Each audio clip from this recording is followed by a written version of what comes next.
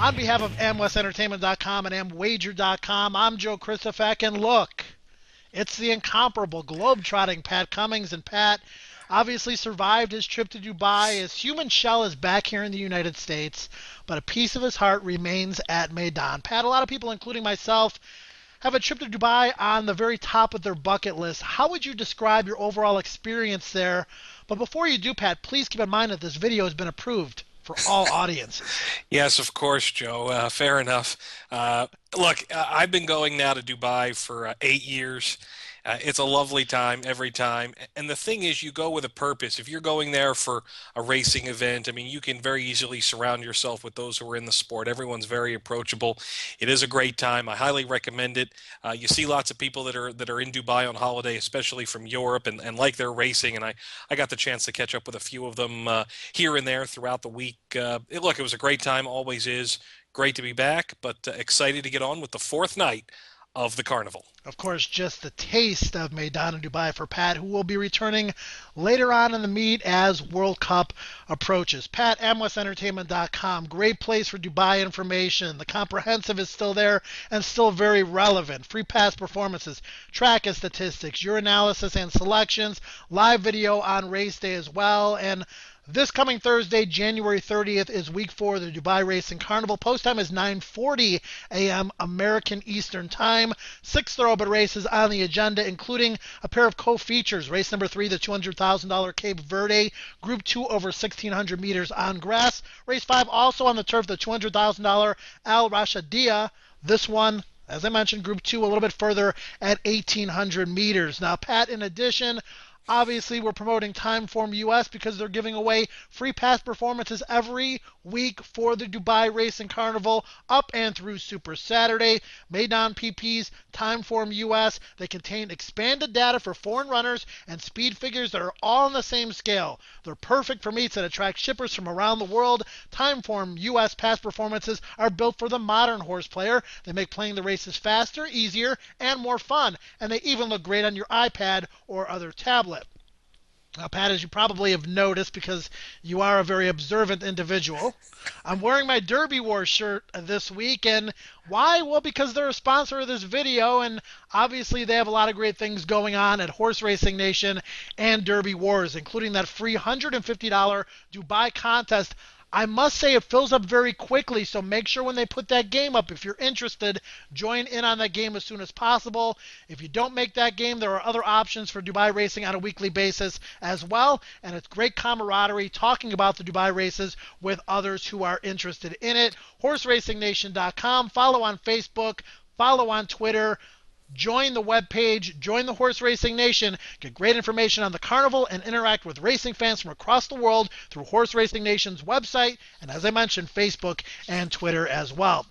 Pat, before we jump into Thursday's action, give us your impressions of Week 3. Personally, following his disadvantaged run in the Al Fayed, I'm looking forward to potentially making an investment on Mashawish next time out. I really thought the horse ran a nice race and shuffled back at the start, closed well. What were your impressions of that horse and that race overall?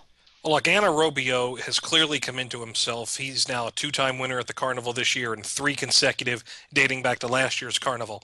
Mishawish would have relished the fact that this race was 1,600 meters every other year prior to this one, because he was going to win if it was 1,600 meters, but it was only 1,400. Robio is really a specialist over that trip. I frankly discounted him probably a little too much off of that local win, thinking he was stepping up into tougher company, but I think the 1,400 meters was probably the equalizer. Look, the first 3 finishers who go 1, 2, 3 were sitting 1, 2, 3 on the rail most of this trip. There was just a little angling out towards the end, but I think it was a very clean race for them. Mashawish will come on for this. I thought they might back him up very quickly in the Al Rashidiyah. They don't. Instead, they'll probably look down the line, maybe the Zabiel Mile or something similar. But look, very good. Frankie Dettori got a nice second-place finish in his return to Dubai. He hasn't had a win there since March 31st. And look, overall, for the week as it was, take Robio's win out of it, you had 5 different races, 2 horses trained by Irishmen, One trained in England, one trained in South Africa, and one trained locally for Godolphin Connections when Windhoek won the fourth race. It was a very diverse night at the Carnival. It's what we've come to expect. The Europeans are rounding into form. They have certainly come around after a bit of a slow start, but again, we've seen that in the past. It was another good week. Mike DeCock, Saeed bin Saror, correct, Mike DeCock and Charlie Appleby tied at the top with 4 wins. Saeed bin Saror has 3. The jockey colony, Sylvester de Souza, Mikel Barzalona, Christophe Soumillon, they continue to fly. No surprises there. And the fourth night looms on Thursday. Well, let's begin our detailed analysis of Carnival Week 4, Pat. With the evening's second race, it's the Belay Trophy over 1,900 meters of Tapeta. You've pegged the speedy String Theory as the 5-2 morning line favorite here, in part because of his 3-for-3 record on all-weather surfaces, I'm guessing. Yeah, and you don't have to go back too far to find them. I tend to find that when those things kind of stick out very close to the top, including the 2 back-to-back wins that he's had on the all-weather, I do believe it was in lesser company, though. That, I think, is a bit of a problem for him. Frankie Dettori gets them out. And, you know, Joe, when I was looking through this race, I counted probably 6 horses who want to have a piece of the early lead. That these are horses that want to race forward. There's only 11 in the field. So to me, that might be a bit of an undoing for String Theory, who's had some fairly easy leads against what I would generally call some softer company. So while on paper he certainly, I think, looks the favorite and would be treated as such, I'm willing to really take a shot against him. And, you know, this is a race where we have some horses who have raced already at the Carnival and I think have produced some interesting results. Let's go back to the race on opening night. This is the third race. It was very slow, very slow pace that Busker ends up winning. We'll highlight 2 horses. Number 7, Clon Brûlé. He's on the far outside in blue. He won't wear their blue this week. Don't worry about that, though. And number 5, Ottoman Empire, is drawn on the inside here with Richard Mullen aboard, and he has the orange star on the white cap. And as this race runs out, you'll notice Clon Brûlé covers a lot of extra ground, really significant extra ground. Busker saved a lot of ground in this spot. Clon Brûlé covers 20 meters more. He was no less than 3 to 4 wide the entire trip. What's notable is that the second-place finisher from this race, Leale Alandalus, was one of your spot plays last week, Joe, helped your bankroll. We'll talk more about that later. He ends up running a very good second last week to Windhoek, almost won. And then El Estrendoso, who ran 5th, he has come back to run a very good second. He ran second behind Gabriel last week. So all things considering, even though they weren't producing winners, I think that race has proven that you could kind of draw a line through the very slow pace and take some value out of the data here. I think this race proved that Clon Brûlé can get over the surface, and it actually leads us into the track stat of the day. This race that we're talking about, it was the third race on January 9th. Clon Brûlé covered 20 meters more than the winner, 8 meters more than the second, and 16 meters more than the third place finisher, Ottoman Empire. He traveled 12 meters more than 8 meters more than El Estrendoso, who was 5th. So you had some horses come back and do okay here. He is traveling probably a little off the rail here. He's drawn in gate 9, but I think he is a very unique play here. I don't think he's going to get a ton of attention off that 6th placing. I've made him the value play of the day. Maybe we'll get 6 to 1, maybe we won't.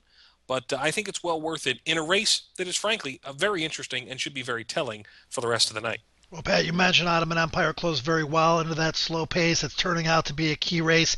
The other horse I took a look at in there was Abdel, who finished a deceivingly good 4th behind the beastly Cattle Mountain here a couple weeks back. So another player potentially in the gimmick. Yeah, I agree. And how Abdel runs in this race, players should take note. It will certainly impact how the 6th race goes, as the horses that ran, some of them ran ahead of him, some of them ran behind him in that race from 2 weeks ago, how they fare.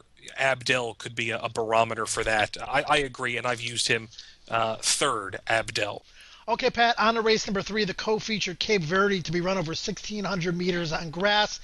Only 6 horses entered here, but it's a fascinating race. It features the undefeated Group 1 winner, Certify, your 2-1 morning line favorite, the 2012 Breeders' Cup Juvenile Filly Champion Flotilla, who was visually impressive that day. Limited starts last year, though, and Godolphin Charouk, who beat the boys here on opening night of the Carnival. Short field. I've only mentioned 3 of them, and a couple of others have a chance as well.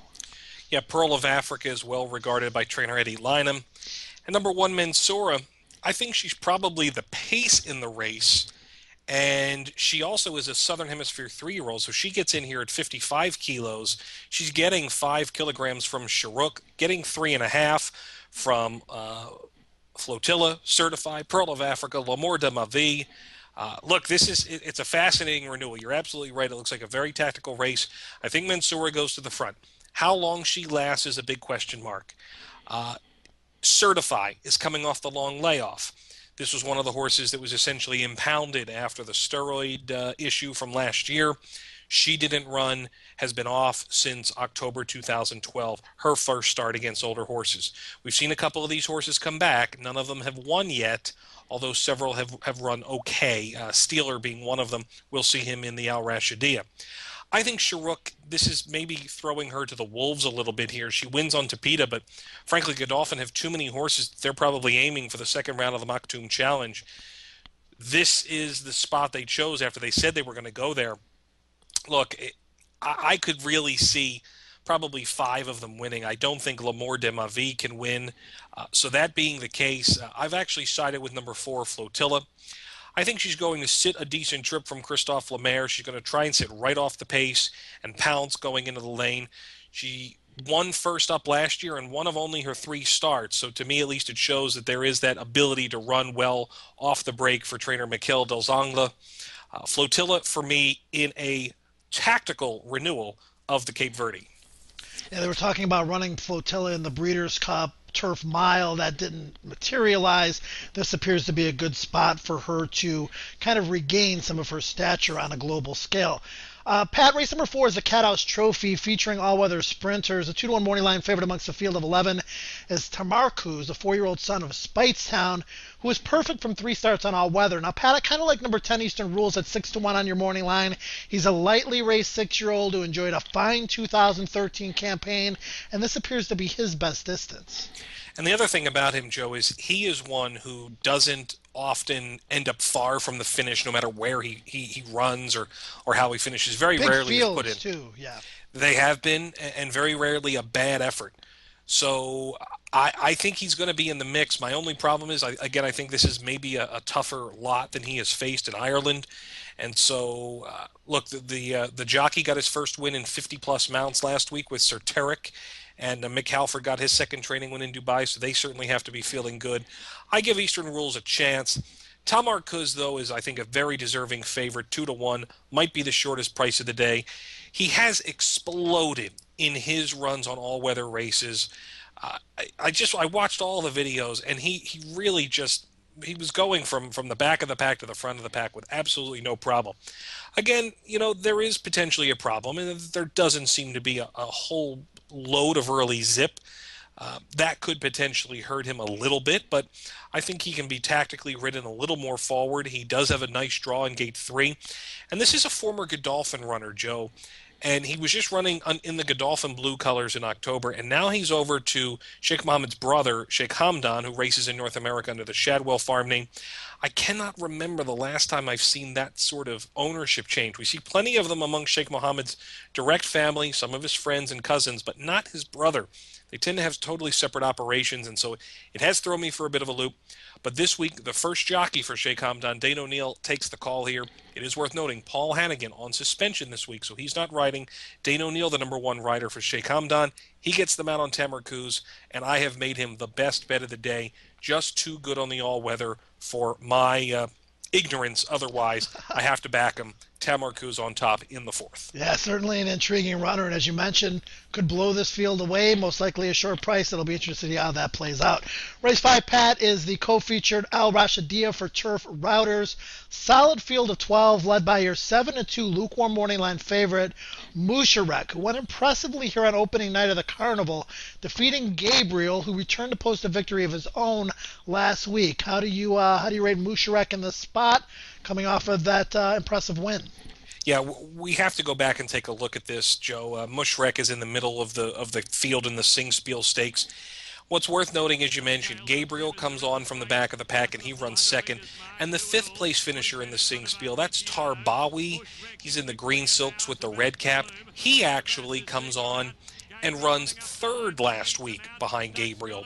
So it wasn't just one horse showing that that was a legitimate effort. Tarbawi, who had previously been a maiden and was fifth in the Sing Spiel, he comes on and runs a good third last week behind Gabriel. I think it's going to be tough to ignore Mushrek. I was back and forth on this race for a long time. Mike DeCock's second up improvement that we would expect to see from him. He's a winner over the distance. Mushrek, to me, he just won in a very impressive fashion, and the horse he beat comes back to win a decent race. I cannot ignore him here. Steeler, maybe. Tazaday, the filly going up against the boys. I think she's in here because it's a longer race in the Cape Verde. Tradestorm, you presume, will need this race. Tales of Grim ran well from off the pace last time. Brendan Bracken had a good run on the rail in the Mocktoon Challenge. We'll talk about them in a second. But at the end of the day, I think Mushrek is the horse here. Yeah, I would agree with you. And like you said, you beat a nice horse, you come back, you fit well in the spot, appears to be razor sharp. But you mentioned there are a couple of other horses exiting what you feel may be a key race going into this. Why don't you tell us a little bit about this video and why you chose it? Yeah, no one has come out of the Mocktoon Challenge to win, but a couple have run decent. This was Steeler's first run in a long time. He's in the all blue on the far outside, covers a wide trip here. He's again in a similar position to Certify, who comes back in the Cape Verde, except Steeler has had this run, and then Brendan Bracken in the red sleeves and the yellow cap on the rail.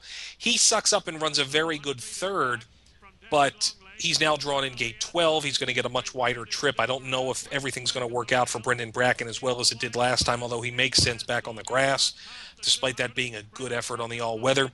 Steeler, look, this was a good run. He needed the run. Is he going to kind of put it together? He was the first horse off the bridle in this race, Joe, and I thought he looked as though he looked like a horse who said, okay, I remembered how to do this. I'm getting a little tired. Okay, I should keep going. I'll keep going, and he did that.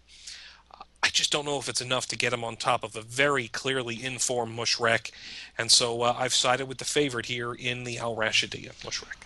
Well, don't forget you can get Pat's selections and more detailed analysis at amwestentertainment.com. Also, of course, Pat's website, DubaiRaceNight.com. Pat, why don't you give us an overview of your 6 selections for the races on Thursday? Yeah, so we start off at the top in a really wide-open 1,000-meter turf sprint, as they typically all are. I went with number 5, Murr. He almost made all, going 1,200 last week. He's now going to drop back to 1,000. The question a lot of people are going to have is, what do you see from Ah Tug, who was a winner on opening night, and Roy Cadd, who came back a winner out of that race? Look, the chances of these horses repeating in these 1,000-meter turf sprints, they're very... It's tough to back a horse. And look, Atug only won by a half length. It's not as if he just demolished his competition. These are very even races. You have to treat them as such.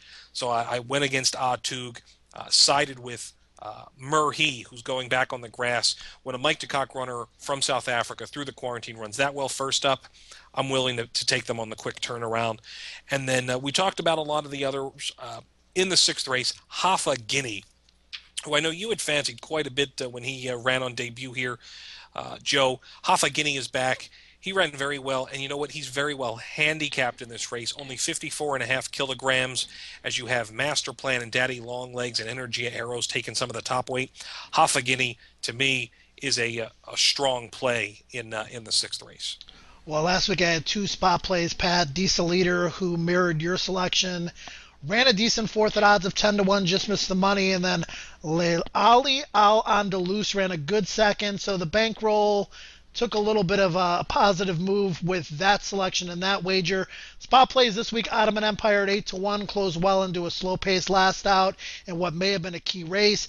The ever consistent Eastern Rules at 6-1 in race number 4, and then Mushrak, who I think is the horse to beat squarely in race number 5. Pat, what about the Amwager Bankroll Challenge update? Pat, you're Mr. Dubai, but right now, I've got a bankroll lead on you, buddy. You do, and you deserve it for sticking with the Trackist stat of the day from last week. I know I didn't, but that's to my fault. Look, I'm really excited about the second race this week. To me, it's one of those races where you can really make money. Horses that have run at the Carnival, you have a trip on them, you have a reason to back them. So I'm going a little exotic here. Going to play a trifecta using Ottoman Empire and Clon Brûlée on top with 5 horses in the middle, hoping Abdel runs a big race at a nice price. And then I'll use all in the third spot. It's a 50-cent play in the North American market. Totals $36. And then we'll play exactas as well. 6 with the 1-3-4, back it up 1-3-4 with 6 in that second race. And then I take my remaining $40 and play half a guinea in the sixth race, 40 to win on half a guinea in the last. And hopefully can make up some ground on you, Joe. What do you have? Well, I'm going to be a little bit more conservative than you, Pat, just like I am in real life against you. So we're going to go win, place, and show, win and place wagers, no show. Win and place wagers in races 2 and 4 with Ottoman Empire and Eastern Rules. Both horses should offer a square price. Then I really think Mushrak is the horse to beat in the 5th, so I'm going to throw my remaining $40 on that horse's nose in that event. Pat, last Thursday it was on a plane to Vegas to cover the National Handicapping Championship. Congratulations to Jose Arias going basically wire to wire in that. There was a lot of excitement. But being on a plane on Thursday morning, I was unable to tweet during the Carnival, but I will be back at it this week and reading a lot of your tweets as well. I'm looking forward to being back a little more connected this week. It's a little tough to do it on the ground and on the broadcast as I was last week. So good to be back and follow me along and follow along with me. Should be great. 9:40 a.m. Eastern Time in the United States will be first post for Thursday's Week 4 of the Dubai Racing Carnival. Pat, before we sign off, any final thoughts on Dubai Racing, Carnival Week 4, or life in general, buddy? Life in general is phenomenal when you're playing Dubai Racing. Let me tell you that. This is so exciting. There's 10 days a year. I get really hyped up for this. This is a really good card, and again, I'm really excited. A lot of good opportunities out there. The pools might not always be the biggest, so you have to take advantage of those spots when you get them. Play it deep and enjoy. Good luck. And it's week 4, and we're seeing a lot of these horses starting to race back and comparisons of fields, which I think makes the handicapping challenge, if you're paying attention, even a little bit easier because you have points of comparison and so on and so forth. So we'll see how that translates in Pat and I's selections and bankroll this week. 9:40 first post on Thursday. You can watch the live video at amwestentertainment.com. For the incomparable Pat Cummings, I'm Joe Christopher. Enjoy the racing.